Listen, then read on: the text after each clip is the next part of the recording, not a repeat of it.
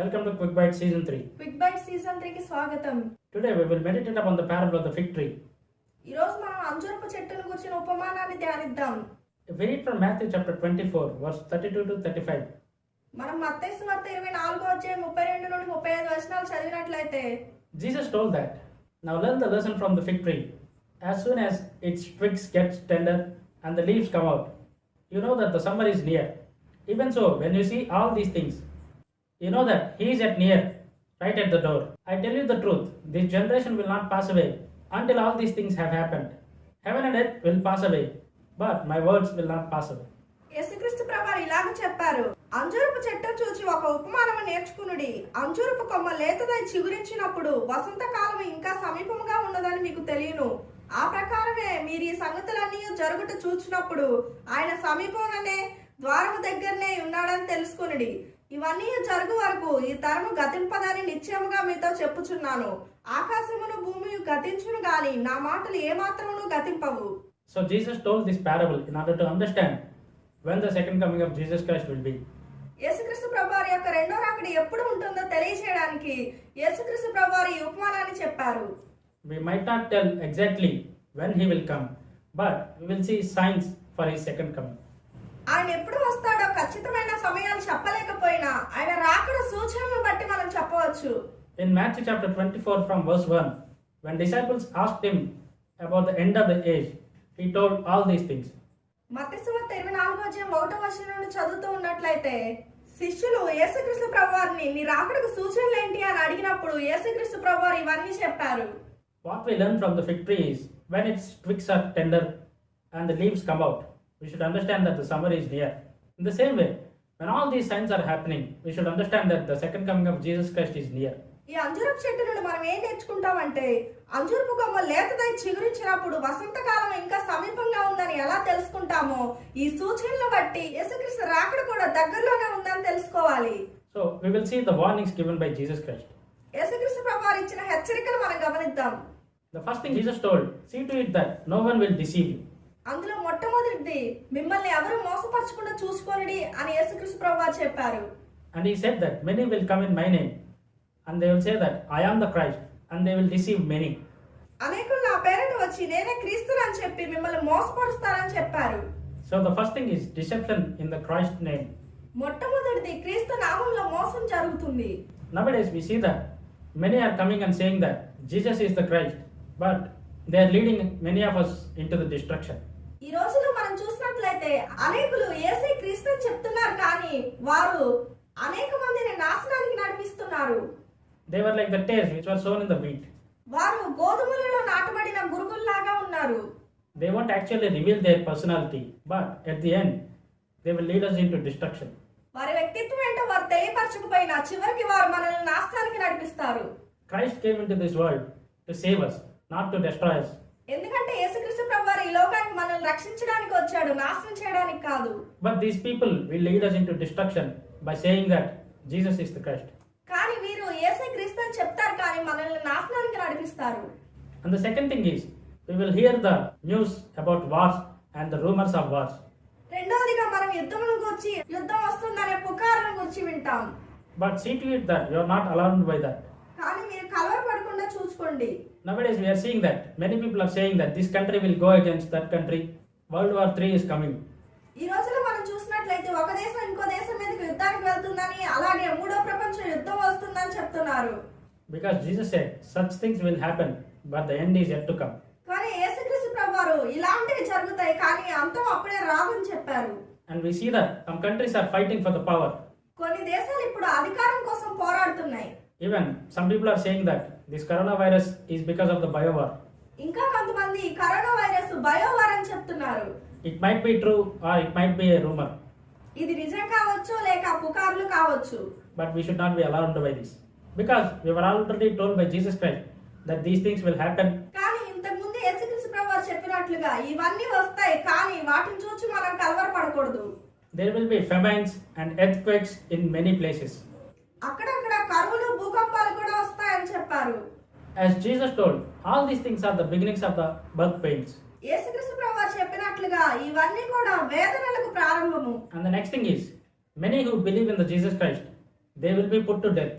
తర్వాతది ఎవరైతే యేసుక్రీస్తు ప్రభువారిని నమ్ముతారో వారు జనముల చేత చంపివేయబడతారు. Because they will hate us.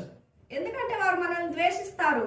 Since we believe Jesus Christ and we became Christians, they will hate by the name. ఎందుకంటే మనం యేసుక్రీస్తుని నమ్ముకొని మనం క్రైస్తవులుగా మారినందుకు ఆ పేరును బట్టే వారు మనల్ని ద్వేషిస్తారు. And nowadays we see that many people are persecuting Christians. ఈ రోజుల్లో మనం చూసినట్లయితే అనేక మంది క్రైస్తవులు హింసించబడుతున్నారు.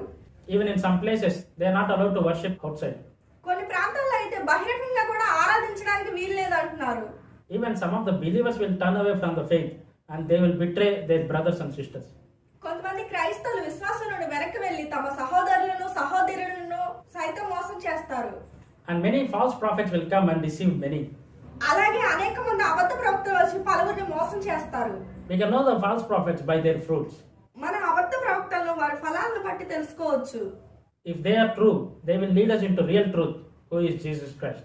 వారు నిజమైన వారైతే అసలైన సత్యమైన యేసుక్రీస్తు ప్రభువారి దగ్గర మనల్ని నడిపిస్తారు. Because of increasing in wickedness, many people's love will grow cold. అక్రమము విస్తరించుట చేత అనేకుల ప్రేమ చల్లారును.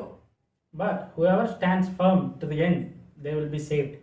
అంతము వరకు సహించిన వాడెవడో వాడే రక్షింపబడును.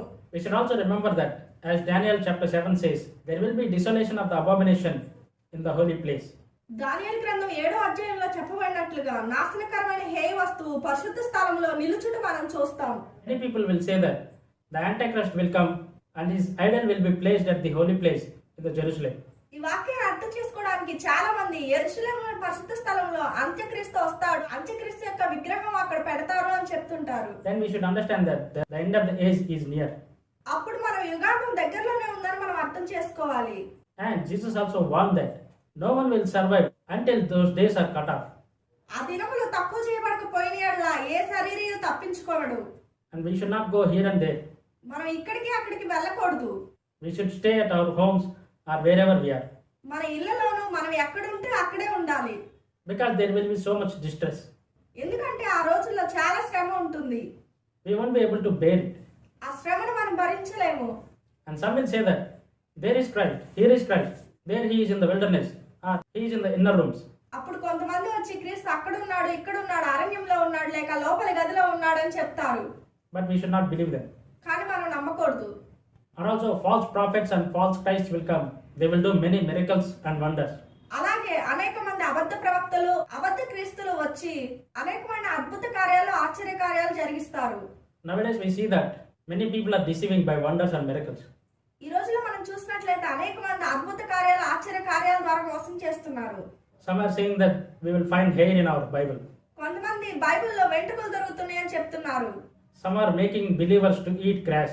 కొంతమంది విశ్వాసులను గడ్డి తినేటట్లుగా చేస్తున్నారు. We should be careful because even the elect will be deceived. మనం చాలా జాగ్రత్తగా ఉండాలి, ఎందుకంటే ఏర్పరచబడిన వారు సైతం మోసపరచబడతారు. And the day of the Lord will be like the lightning that comes from the east to the west. మెరుపు తూర్పును పుట్టి పడమటి వరకు ఎలాగ కనపడను అలాగే మనుష్య కుమారుని రాకడ కూడా ఉంటుంది. Immediately after the distress of those days, the sun will be darkened and the moon will not give its light. Stars will fall from the sky and the heavenly bodies will be shaken. ఆ దినముల శ్రమ ముగిసిన వెంటనే చీకటి సూర్యుని కమ్మును, చంద్రుడు కాంతినివ్వడు, ఆకాశం నుండి నక్షత్రములు రాలును, ఆకాశమందుల శక్తులు కదిలింపబడును. At that time, the sign of the Son of Man will appear in the sky. అప్పుడు మనుష్య కుమారుని సూచన ఆకాశం ముందు కనబడును. And all the nations of the earth will mourn. అప్పుడు భూమి మీద ఉన్న సకల గోత్రముల వారు రొమ్ము కొట్టుకొందురు. They will see the Son of Man coming on the clouds of the sky with power and great glory. He will send all his angels to all over the world, and he will send all his angels with a loud trumpet call, and they will gather the elect from the four winds, one end of the heavens to the other. అప్పుడు మనుష్య కుమారుడు ప్రభావంతోను మహామహిమతోను ఆకాశ మేఘారూఢుడై వస్తాడు. ఆయన గొప్ప బోరుతో తన దూతలను పంపును. వారు ఆకాశం యొక్క ఈ చివరి నుండి ఆ చివరి వరకు నలుదిక్కుల నుండి ఆయన ఏర్పరచుకుని వారిని పోగు చేతురు. And we will meet Jesus Christ in the heavens. మనందరం మధ్యాకాశంలో యేసుక్రీస్తు ప్రభువుతో కలుసుకుంటాం. And there will be judgment for all the people. అప్పుడు ప్రజలందరికీ తీర్పు తీర్చబడుతుంది. Those who are elect and chosen by God, they will go into heaven. ఎవరైతే ఏర్పరచబడిన వారో అలాగే యేసుక్రీస్తు చేత ఎన్నుకోబడిన వారో వారందరూ పరలోక రాజ్యానికి వెళ్తారు. Those who are rejected Jesus Christ and those who are sinned against God, they will be thrown into hell. ఎవరైతే యేసుక్రీస్తు ప్రభువుని తిరస్కరించారో విరుద్ధంగా పాపం చేశారో వారందరూ నరకంలో తోసివేయబడతారు. Those who are holy, they will live with Jesus Christ forever. ఎవరైతే పరిశుద్ధులు వారందరూ యేసుక్రీస్తు ప్రభువారితో అనునిత్యము జీవిస్తారు. So before the day of the Lord, all the warnings and all the signs should happen. Then only the day of the Lord would come. కావున యేసుక్రీస్తు ప్రభువారు రాకడ ముందు ఇప్పుడు చెప్పిన హెచ్చరికల సూచనలన్నీ జరగాలి. అప్పుడే యేసుక్రీస్తు ప్రభువారు రాకడ వస్తుంది. Even though we might not know the day or the hour of the Lord's coming, ఆ ప్రభు యొక్క రాకడ రోజు గాని సమయం గాని మనకు తెలియకపోయినా we should be watchful. మనం మెలకువ కలిగి ఉండాలి. We should be ready to meet Jesus Christ. యేసుక్రీస్తు ప్రభువారిని కలుసుకుంటకు మనం సిద్ధపడి ఉండాలి. We should be in the list of elected. ఎన్నుకోబడిన వారి జాబితాలో మనం ఉండాలి. Our name should be written in the book of life. జీవ గ్రంథంలో మన పేర్లు రాయబడి ఉండాలి. So all these things were told by Jesus Christ, so that we will be prepared, not to be alarmed or panic. ఇవన్నీ యేసుక్రీస్తు ప్రభువారు ముందే ఎందుకు చెప్పారంటే మనం ఏదో కలవరపడాలని అలాగే భయభ్రాంతులకు గురవ్వాలని కాదు, మనం సిద్ధపడి ఉండాలని చెప్పారు. May God's grace help us to be prepared for the second coming of Jesus Christ. యేసుక్రీస్తు యొక్క రెండో రాకడకు సిద్ధపడినట్లుగా దేవుడు తన కృపతో సహాయం చేయను గాక. Amen. Amen. God bless you. దేవుడు మిమ్మల్ని దీవించును గాక.